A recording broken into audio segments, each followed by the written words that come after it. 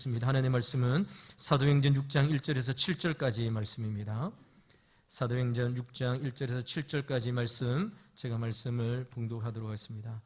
그때에 제자가 더 많아졌는데 헬라파 유대인들이 자기들의 과부들이 매일의 구제에 빠짐으로 히브리파 사람들을 원망하니 12 사도가 모든 제자를 불러 이르되 우리가 하나님의 말씀을 제쳐놓고 접대를 입삼는 것이 마땅하지 아니하니 형제들아 너희 가운데 성령과 지혜가 충만하여 칭찬받는 사람 7을 택하라. 우리가 이 일을 그들에게 맡기고 우리는 오롯이 기도하는 일과 말씀 사역에 힘쓰리라 하니 온 무리가 이 말을 기뻐하여 믿음과 성령이 충만한 사람 스데반과 또 빌립과 보르고노와 니가노르와 디몬과 바메나와 유대교에 입교했던 안디옥 사람 니골라를 택하여 사도들 앞에 세우니 사도들이 기도하고 그들에게 안수하니라. 하나님의 말씀이 점점 왕성하여 예루살렘에 있는 제자의 수가 더 심히 많아지고 허다한 제사장의 무리도 이 도에 복종하니라. 아멘. 오늘 본문의 말씀을 가지고 믿음의 공신력, 성령과 지혜와 칭찬이라는 제목으로 하나님의 말씀을 전거하도록 하겠습니다. 여러분, 오늘 우리가 읽던 본문의 말씀 앞에 사도행전 2장과 3장과 4장의 말씀을 보면 초대교회 예수님께서 이제 십자가에 죽으시고 부활하시고 하늘로 이제 올라가시고 난 다음에 예수님께서 제자들에게 예루살렘을 떠나지 말고 하늘로부터 성령, 예수님이 안 계신 그 빈 공간에 성령이 오실 것이다. 그래서 성령을 받기 전까지 예루살렘을 떠나지 말라고 예수님께서 제자들에게 이제 말씀하십니다. 사도행전 2장에 보면 오순절날 다락방에 모여있던 제자들 가운데에 성령의 능력과 성령의 은혜가 임하게 되어지는 것이죠. 그래서 여러분, 성령의 충만을 받고 초대교회는 날마다 부흥하게 되어지는 역사가 일어나게 되어집니다. 사도행전 3장에 보니까 베드로가 성령 충만 받기 전에 마태복음, 마가복음, 누가, 요한복음에서 베드로는 너무 연약한 자였잖아요. 예수님이 너는 나를 오늘 닭이 굴기 전에 나를 3번 부인할 것이다 이렇게 말할 때에 절대로 부인하지 않겠습니다. 그렇게 다짐했던 베드로. 근데 여러분, 그의 믿음이 얼마나 약한지를 우리가 지난 시간 말씀을 살펴보았습니다. 그 베드로가 초대교회 가운데에 말씀을 전할 때에 하루아침에 3,000명이 회개하고 예루살렘 교회로 들어오는 엄청난 일들이 사도행전 3장에 등장합니다. 3,000명의 사람이 회개하고 들어오는 것이죠. 또 그러면 사도행전 4장에 보니까 베드로가 설교를 할 때에 그 설교의 말씀, 예수 그리스도께서 우리의 죄를 위하여 십자가에 죽으시고 못 박혀 죽으셨던, 그래서 유대인들이 예수님을 이제 못 박아 죽이라고 사형을 이제 모함했잖아요.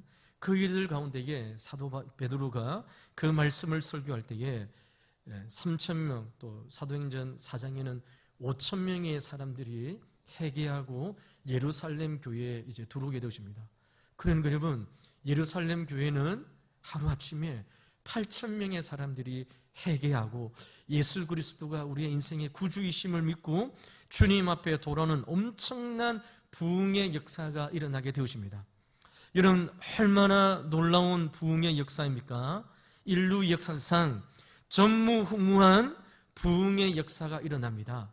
많은 사람들이 회개하고 주님 앞에 돌아왔다. 초대교회가 부흥했다. 이것도 감사하지만 더욱더 감사한 것이 무엇입니까?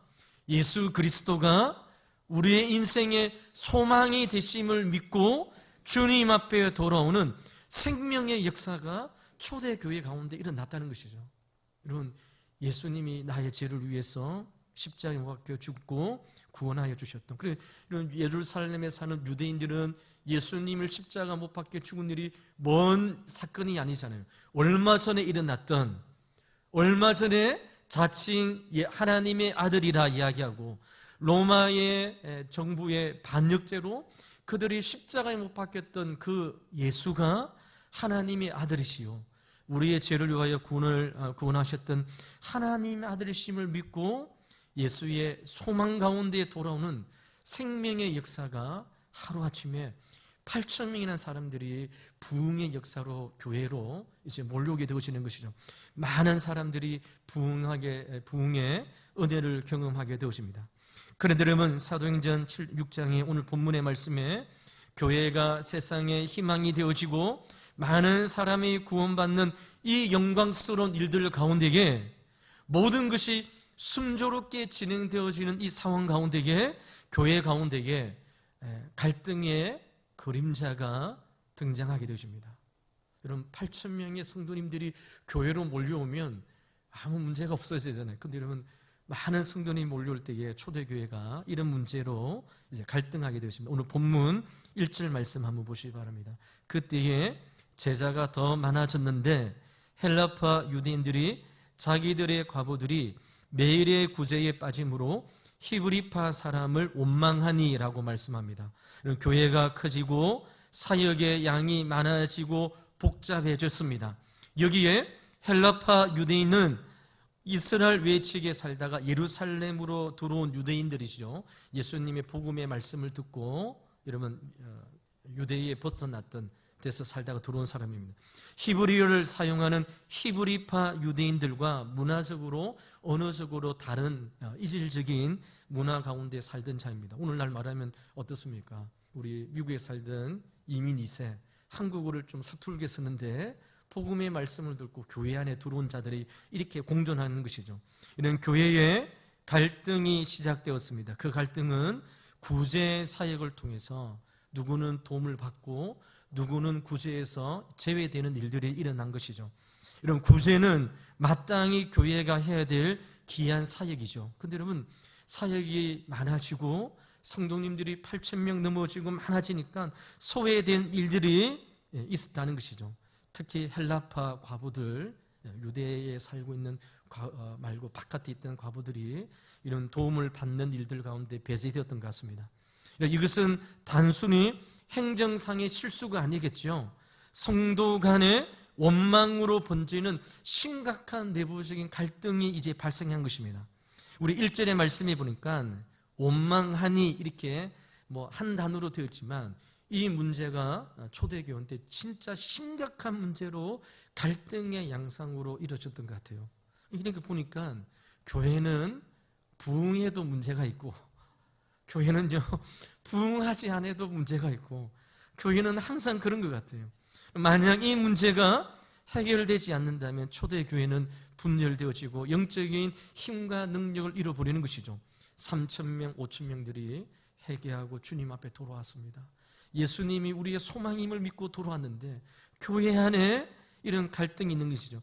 이런 위기의 순간에 사도들이 어떻게 이 문제를 해결할까요? 오늘 지혜로운 결단을 내리게 되어지는데요. 2절 말씀을 한번 보시기 바랍니다. 2절 말씀에 12사도가 모두 제자를 불러 이르되 우리가 하나님의 말씀을 제쳐놓고 접대를 일삼는 것이 마땅하지 아니하니라고 말씀합니다. 여기 접대 구제는 교회가 해야 될 너무나도 중요한 사역이죠. 초대 교회 가운데에 교회는 사랑을 실천하는 믿음의 사랑의 공동체였습니다. 하지만 사도들은 교회의 리더로서 자신들의 사명이 무엇인지 우선순위를 다시 정하는 일로 이제 제자들에게 이야기하는 것이죠. 하나님의 말씀을 제쳐놓고 다른 일에 힘쓰는 것이 마땅하지 않다라고 말씀합니다. 여기는 접대하는 일, 구제하는 일이 하나님의 말씀을 전하는 일과 비교해서 이것이 더 중요하다, 이것이 덜 중요하다, 이것을 말하는 것이 아니죠. 교회는 여러분 연약한 자와 그리고 과부와 고아와 연약한 자를 돕는 일들이 너무 중요합니다. 그런데 여러분, 교회가 해야 될 여러 가지 일들이 많이 있을 때에 사도들이 이런 구제를 하고 재정의 출납을 일들을 감당하고 이런 복잡한 행정적인 업무를 담당할 때에 그래서 사역이 광범위하게 확장되었을 때에 사도들은 이 일들은 우리가 해서는 안 되는 일이라 생각한 것이죠. 만약 사도들이 이 문제 앞에 직접 뛰어들어서 문제를 해결했다면 당장 문제가 해결되겠죠. 베드로가 초대교회 예루살렘 수장입니다. 예수님의 수제자 가운데 베드로, 문제 있는 곳에 가서 이걸 이렇게 해결합시다. 이렇게 해결합시다. 재정이 얼마 들어있는데 이 재정을 가지고 이렇게 합시다. 이렇게 합시다. 이렇게 하면 교회의 문제는, 눈앞에 모이는 문제는 당장 해결되어질 것입니다. 그런데 여러분, 사도들은 이러한 일들을 하지 않았다는 것이죠. 교회의 영적인 일들과 행정 업무과 구제 사역에 시간을 쏟는다면 교회를 위해서, 성도들을 위해서 말씀과 기도를 해야 할 일, 가장 본질적인 일들을 못하게 되어지는 일들이 일어나게 되어지는 것이죠. 그래서 여러분, 사도들은 4절 말씀을 통하여, 여러분 예루살렘 교회 제자들을 불러놓고 사도들이 제자들에게 이렇게 이야기합니다. 4절 말씀이 보니까 우리는 오로지 기도하는 일과 말씀 사역에 힘쓰느냐라고 말씀하고 있습니다. 이것이 바로 교회의 영적인 지도자들이 붙잡아야 될 본질적인 사역이죠. 오로지 힘쓴다는 것은 전념한다는 것입니다. 힘을 다하여 전념하는 것이죠. 이런 영적인 지도자가 전념으로 해야 될 일이 무엇입니까? 기도하는 일입니다. 오늘 말씀해 보니까 오로지 기도하는 일과 말씀 사역에 힘쓰겠다 이야기하는 것이죠. 이런 기도는 교회의 호흡이며 하나님의 능력을 경험하는 통로이죠. 아무리 지혜로운 지도자라고 하더라도 기도를 게을리하고, 그리고 하나님의 능력을 우리가 경험하지 못한다면 지도자로서의 영적인 힘을 잃어버리는 것이죠. 사도들은 인간적인 힘과 지혜가 아닌 오직 기도에 우리가 집중하겠다. 교회를 세우기 위해서, 든든히 성도들을 위해서, 주의 몸된 교회를 위해서 더 많은 시간을 들여서 기도하는 일에 힘쓰겠다 결정합니다. 또 그럼 두 번째, 말씀 사역이 있습니다. 교회를 교회 되게 하는 것은 바로 하나님의 말씀인 것이죠. 지도자는 끊임없이 하나님의 말씀을 연구하고 선포하고 가르쳐서 성도들을 진리 안에 굳게 세우는 일들을 하는 것이 영적인 지도자들이 해야 될 일입니다. 분명 제가 이야기했습니다. 이 일들은 구제하는 사역과 비교해서 이것이 중하다, 이것이 덜하다, 이러한 것이 아니라고 했습니다. 이러한 일들을 영적인 지도자들이 하게 되어지는 것이죠. 끊임없이 하나님의 말씀을 연구하고 또 준비하고 또 가르쳐서 성도들이, 또 교회가 진리 가운데에 예수 그리스도의 복음 안에 믿음의 삶을 통해서 그 심령 가운데에 소망이 솟아나고 생명이 솟아나고 하나님의 말씀이 믿어지고 하나님의 말씀에 반응하는 자로 세우는 일들이, 이런 목사가, 사도들이 해야 할 일이라 이제 결정하게 되어지는 것이죠. 여러분, 제가 이제 45년생으로 올해 이제 51 정도 됩니다. 제가 이제 저녁에 또 우리 8층에서 12시 넘게 책 보고 설교 준비하고 있습니다. 저희 아이들이 이렇게 물어봅니다. 아빠, 50이 넘은데도 책 봐야 되냐고 이렇게 물어봅니다. 그래서 아마 평생 봐야 될 걸 이렇게 제가 이야기합니다. 여러분, 말씀을 준비할 때에 말씀에 맥이 안 잡히고, 말씀이 이게 인간적인 지식이 아니잖아요. 하나님 말씀을 붙잡고 기도하고 묵상하고, 이런 설교자에게 있어서 말씀을 준비하는데 그 말씀을 준비하고 또 묵상하고 또 그 말씀을 통해서 성도들에게 영적인 양식을 먹이기 위해서 이러한 것이 이런 준비되지 않을 때에 설교자로서 겪게 되어지는 심한 고뇌와 고통, 이것은 말씀을 전하는 자만이 알 수 있는 그러한 일들인 것이죠. 초대교회 사도들이 우리는 말씀과 기도에 전무하겠다. 교회에 돈이 들어오고 나가는 출납과 재정적인 문제는 우리가 간절하지 않고, 일들은 7집사를 세워서 일들을 나누겠다, 이렇게 결정하고 이러한 초대교회 갈등 가운데의 문제를 해결하게 되어지는 것이죠. 사랑하는 성도 여러분, 목사는 어떤 일을 할까요? 여러분, 우리 목사는 어떤 일을 하죠? 많은 성도님들이 목사는 어떤 일을 하고, 장 목사님 우리 왕도교에서 목회할 때 어떤 목회 비전이 있냐 물어봅니다. 여러분, 목사는 어떤 일을 합니까? 여러분, 그리스도의 복음을 전하고 성례를 진행하고 교회를 치리하는 일이, 다스리는 일이 목사가 하는 일입니다. 하나님의 복음의 말씀, 예수 그리스도의 생명의 말씀을 연구하고 가르치고 전하는 것이죠. 그리고 여러분, 성례를 집례하는 겁니다. 우리 평신도들이 성례를 집례할 수 없기 때문에, 그래서 여러분, 담임 목사님이 없을 때는 노예에서 파송되어지는 임시 당회자 목사님 모셔서 성례를 진행합니다. 이 일들이 목사가 하는 것이죠. 교회를 치리하고 다스리는 것이 목사가 해야 될 일입니다. 이런 우리 장로님들이 해야 될 일이 무엇일까요? 장로님들은 교인의 대표로서 치리와 다스리는 일을 하는 것이 장로님들이 하는 일입니다. 이런 교인의 대표입니다. 우리 장로님들은 교인의 대표죠. 여러분, 교회의 대표는 담임 목사이고요, 교인의 대표는 우리 장로님이십니다. 그래서 우리 장로님들은 교인의 대표로서 치리하는 자와 다스리는 역할이 우리 장로님들이 하는 일이죠. 우리 성경에 나와 있고 우리 헌법과 우리 직무와 관련된 일들이 이렇게 규정되고 있습니다.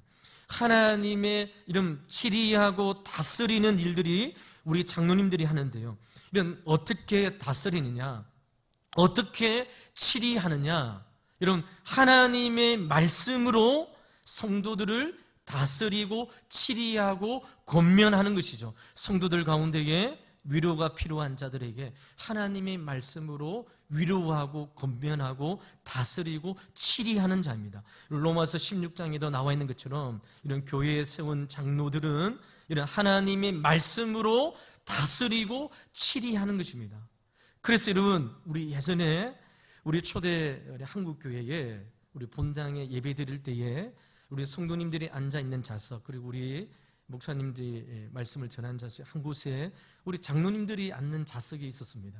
저도 시골에 우리 교회에 있을 때에 저희 아버님이 또 장로님이라서 항상 저기에서 예배 드리시더라고요. 그래서 제가 청년 때는 같이 이렇게 물 위에서 이렇게 예배 드리면 되지 왜 특별하게 저게 자리가 있는가. 우리 한국교회 초창기에는 다 있었거든요. 근데 제가 이제 신학교에 가서 신학을 공부하고 말씀을 이제 공부해 보니까 저 자리에 앉는 이유가 있더라고요. 무엇인가? 이런 하나님의 말씀을 우리 장로님들이 배워서 그 말씀을 가지고 성도들에게 권면하고 다스리고 치리하는 일들이 우리 장로님들이 하게 되어지는 것이죠. 그래서 제가 우리 아버님이 이제 저쪽에 앉아서 예배 드리시는데 그 목사님께서 전하는 말씀을 계속 종이에 받아 적으세요.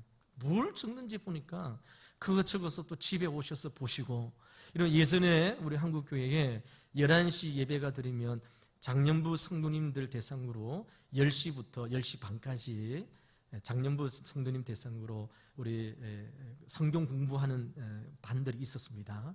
아시는 분도 있을 것이에요. 그때 여러분, 우리 치리 장로님께서 오셔서 하나님의 말씀을 성도들에게 가르치고 하는 일들을 한 것이죠. 그래서 여러분, 제가 시골에 있을 때도 담임 목사님이 부흥회를 가거나 또 어떻게 가면 일주일 동안 공석이 빌 때에 장로님께서 새벽 기도를 인도하시고 장로님께서 하나님의 말씀을 가르치고 또 하나님의 말씀을 통해서 치리하는 일들을 했던 것입니다. 이것이 장로님들이 해야 될 일이었습니다. 목사가 해야 될 일, 장로님들이 해야 할 일이 성경에 기록되어지고 그 말씀에 따라 여러분 교회가 이렇게 진행되어지는 것이죠. 이것이 교회의 초대교회 12사도들이 일들을 문제가 있을 때 일들을 결정하고 이렇게 하게 되어지는 것이죠. 이 일들을 위해서 어떻게 하느냐, 오늘 본문 말씀을 보면 사도들이 제자들에게 이제 재정과 물질을 이제 출납을 감당하는 일들을 세우기 위하여 직분자를 세우게 되어지는데요, 그 기준을 3절 말씀을 통해서 이렇게 말씀합니다. 3절 말씀을 한번 보시기 바랍니다. 형제들아, 너희 가운데서 성령과 지혜가 충만하여 칭찬받는 사람 7을 택하라. 우리가 이 일을 그들에게 맡기고라고 말씀하고 있습니다. 여기에 우리는 하나님의 일꾼으로 세워지는 세 가지 자격을 우리가 발견하게 되어지는데요. 첫 번째가 무엇입니까? 성령이 충만한 사람입니다. 교회의 일은 인간적인 능력이나 재능으로 하는 것이 아니겠죠. 성령의 충만함으로, 성령의 인도하심으로, 내적인 충만함으로 하는 것이 하나님의 일이었습니다. 또 지혜가 충만한 사람입니다. 이런 세상의 지식이 아니라 교회 안에 지금 갈등이 있잖아요. 헬레파 유대인과 그리고 유대인 과부들 간의 갈등이 있습니다. 이 갈등을 지혜롭게 잘 화평, 들어가서 갈등을 더 만들고 더 분열을 일으키는 사람이 아니라 지혜롭게 잘 갈등을 이제 해소시키는 그런 지혜로운 자를 이제 뽑는 것이죠. 그리고 세 번째로 칭찬받는 사람을 세우라라고 말씀하고 있습니다. 교회 안에서뿐만 아니라 교회 밖에 또 우리는 함께하는 자들을 통해서 신뢰받는 사람을 세우라는 것이죠. 저는 이 세 가지 중에 세 번째 것을 좀 이렇게 강조하고 싶어요. 여러분, 성령과 지혜가 충만하여 딴짓하는 것이 아니겠죠. 우리 한국 교회는 이런 성령과 지혜가 충만하여 여러분 다른 일을 하기 때문에 문제가 되어집니다. 여러분 막 기도원 가서 불 받고 기도원에서 기도 받고 돌아왔는데 교회에서 섬기는 교회에서 문제를 일으키고 이런 것은 하나님께서 기뻐하시는 성도의 모습이 아닌 것이죠. 그래서 여러분 초대교회 사도들도 성령으로 충만하고 지혜로 충만하지만 교회의 구성원들로부터 칭찬받는 사람이었습니다. 아, 저 사람이면 신뢰할 만하다. 저 사람이면 신실하다. 저 사람은 앞과 말이 틀리지 않다. 저 사람은 이 일들을 맡기니까 신실하게 감당하는 자이다. 이렇게 칭찬받는 사람이 이런 교회의 일꾼으로 세워진 것이죠. 이런 이 세 가지 믿음의 공신력 중에 그 어디에도 믿음에 대한 부분이 없음을 우리가 좀 눈여겨볼 필요가 있습니다. 우리가 교회 일을 할 때에 직분자를 할 때 목사님 저는 믿음이 없어요 라고 이야기하는 분들이 있습니다. 여러분 믿음은 눈에 보이지 않잖아요. 여러분 저희의 믿음이 우리 성도님들이 보입니까? 보이지 않습니다. 저도 우리 성도님들의 믿음이 보이지 않습니다. 이런 교회의 일꾼을 우리가 선출할 때에 믿음의 잣대, 저분이 믿음이 많냐 적었냐 우리는 알 수 없어요. 그럼 저는 목회를 하다가 은퇴하신 분들 또 여러분 하신 분들 그런 분들 많이 만나거든요. 은퇴한 그날에 아이고 목사님 20년 동안 귀한 직분 감당할 때에 나는 믿음 없이 이제 그냥 그렇게 했는데 이제 믿음이 이제 좀 생겨 살려고 하는데 은퇴했다고 하는 그런 분들로 엄청 만나봤습니다. 믿음이라는 것은 우리의 잣대와 우리의 시각으로 견줄 수 없는 것이죠. 그 어디에도 믿음에 그 사람의 믿음이 있다, 그 사람 믿음이 없다. 우리가 어떻게 그 사람을 믿음이 있다 없다고 판단하겠습니까? 결코 그럴 수 없는 것이죠. 초대교회 사도들은 교회 안에 갈등이 있을 때에 성령과 지혜가 충만하지만 그 사람은 신뢰할 수 있는 사람, 신실한 사람, 이런 일들을 우리가 겪고 맡겨보니까 정말 자기 일들처럼 잘 하는 사람이죠. 그런 사람에게 하나님께서 직분을 맡겨주실 때에 그 일들을 감당할 때에 믿음이란 요소는 그 일들 다음에 주어지는 하나님의 은혜의 요소라는 것이죠.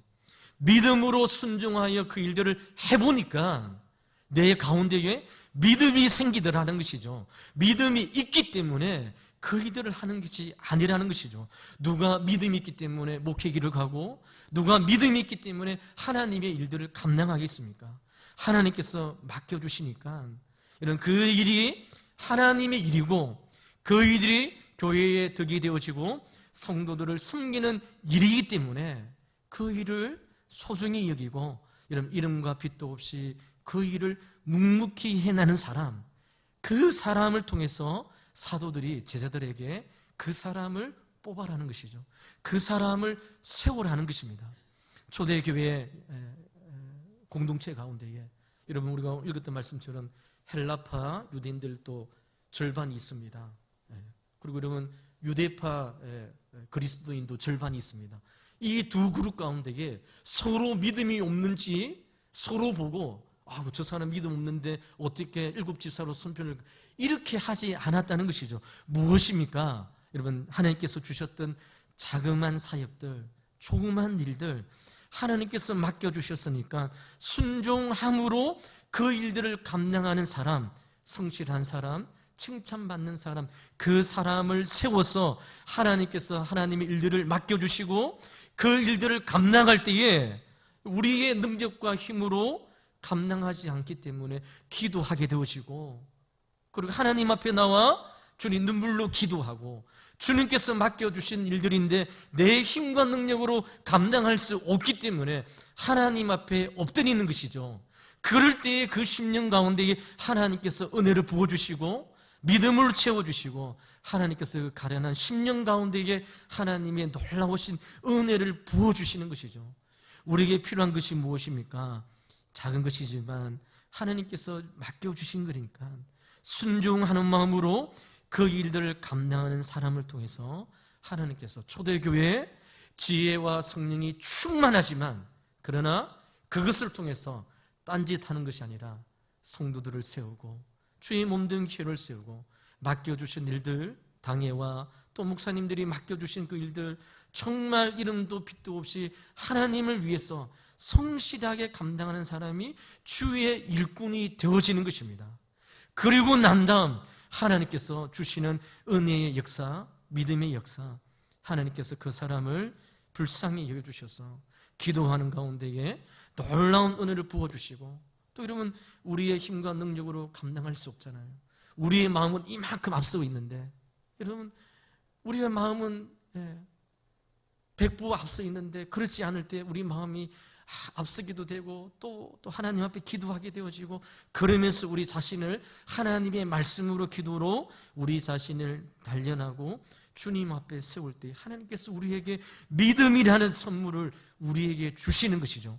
이럴 때에 초대교회가 이러한 기준에 따라 이제 7 집사를 세우게 되어집니다. 그리고 사랑하는 성도 여러분, 이러면 오전에 말씀해 보니까 온 무리가 이 말씀을 기뻐하여, 사도들이 제시한 기준이죠. 성령과 지혜가 충만하고 너희들 가운데 칭찬받는 사람, 그 사람들을 뽑으라 할 때에 온 제자들이, 헬라파 유대인들, 헬라파 성도들, 그리고 유대인 성도들이 다 기쁘게 받아 믿음과 성령이 충만한 사람 스데반과 또 빌립과 7 집사를 선출하게 되어집니다. 이 일들을 잊고 난 다음 초대교회가 어떻게 되었을까요? 오늘 우리 사도행전 6장 7절 말씀은 우리 같이 한번 초대교회가 갈등이 있고 분절과 오름 가운데 있던 교회가 어떻게 되어졌는가, 7절 말씀 우리 같이 한번 읽어보도록 하겠습니다. 읽겠습니다. 하나님의 말씀이 점점 왕성하여 예루살렘에 있는 제자의 수가 더 심히 많아지고 허다한 제사장의 무리도 이 도에 복종하니라. 아멘. 이것이 바로 초대교회의 부흥의 역사였습니다. 7절 말씀해 보니까 말씀이 왕성하게 이루어지는 역사가 일어났습니다. 사도들이 말씀과 기도에 전념했습니다. 무릎 꿇고 기도하고 하나님의 말씀을 힘있게 선포할 때에 하나님의 말씀이 왕성하게 이루어지는 놀라운 구원의 역사가 초대교회 가운데 일어난 것이죠. 사도들은 사도들이 할 일, 그리고 여러분 두 번째로 어떤 일들이 일어났습니까? 제자의 수가 늘어났다고 합니다. 내부 갈등이 사라지고 열칼이 분담되어지고, 그래서 교회가 다시 복음으로 세워지고 복음으로 집중하게 되었을 때에 제자의 수가 폭발적으로 늘어나는 구원의 역사가 초대교회 가운데 일어났던 것이죠. 여러분, 여기 7 집사 가운데에 제일 먼저 이름이 등장하는 자가 누구입니까? 서대반과 또 빌립입니다. 여러분, 서대반은 7 집사로 선발을 받았지만, 근데 여러분 사도행전에 보면 첫 순교자로 삶을 드리는 자가 되어집니다.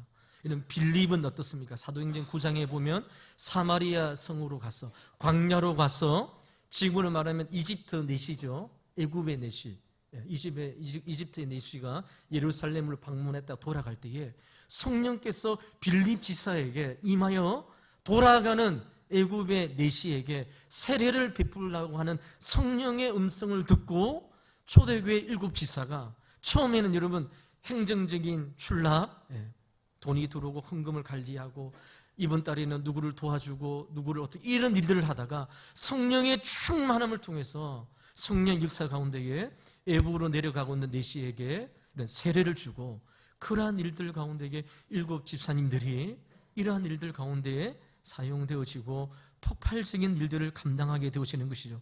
그리고 결국 어떻게 되어집니까? 우리 7절 말씀에 보니까 허다한 제사장의 무리도 이 도에 복종하니라 있습니다. 여러분 너무나도 놀라운 일이지 않습니까?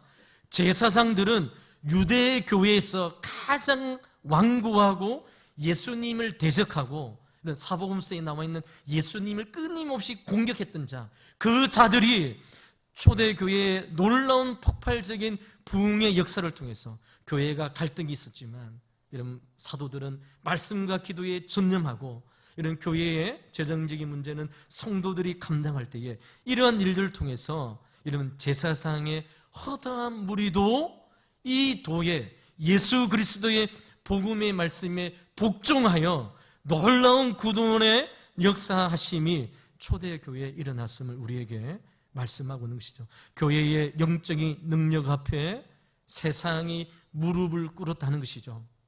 주님 없이 예수 그리스도를 십자가에 못 박았던 그들이 여러분 놀라운 하는 성령의 역사를 통해서 이 문제를 해결할 때에 여러분 하나님 앞에 여러분 예수 그리스도 앞에 무릎을 꿇고 그 도에 복종하는 놀라운 성령의 역사가 초대교회에 일어났습니다. 사랑하는 성도 여러분, 이제 말씀을 맺도록 하겠습니다. 오늘 본문의 말씀을 통해서 우리는 우리 개인의 사역과 또 우리 오늘 이제 예배를 마치고 임재국을 위해서 투표하는 일들을 놓고 있습니다. 이런 사역자는 사역의 일에 전념하고 기도하고 밤새워서 하나님의 말씀을 연구하고 그 말씀을 성도들에게 영적인 양식이 되기 위해서 몸부림치고 또 그 일들을 위해서 기도하고 그 생명의 말씀을 성도들이 10년 가운데에 하나님의 말씀을 통해서 그 말씀이 믿어지고 그 말씀을 통해서 열매 맺는 신앙으로 채우기 위해서 또 그러면 우리 성도들은 하나님께서 우리에게 맡겨주신 귀한 은사와 사명에 따라 교회를 튼튼히 세워갈 때에 하나님께서 그 교회를 통하여 놀라운 구원의 역사, 생명의 역사가 일어남을 우리에게 말씀하고 있습니다. 이런 갈등은 피할 수 없지만 지혜롭게 해결한다면 교회는 다시 힘을 얻고 하나님의 구원의 역사를 향하는 귀한 일들 가운데에 달려갈 수 있음을 오늘 초대교회 성경 우리에게 이 비밀하심을 우리에게 말씀하고 있는 것이죠. 사랑하는 성도 여러분, 이 말씀을 통하여 오늘 우리가 진행되어진 모든 일들 가운데에 또 우리 10년 가운데에 하나님께서 우리에게 맡겨주신 일들이 있습니다. 그 일들을 감당할 때에 주님 앞에 오늘 말씀을 기억하시면서 하나님 앞에 귀한 사명 감당하고 기도하며 나가는 우리 왕도교회 사랑하는 성도님들 되시기를 믿음의 주의 이름으로 간절히 축원을 드립니다. 이제 자리에서 일어나셔서 우리 찬송가 450장 우리 찬양하도록 하겠습니다.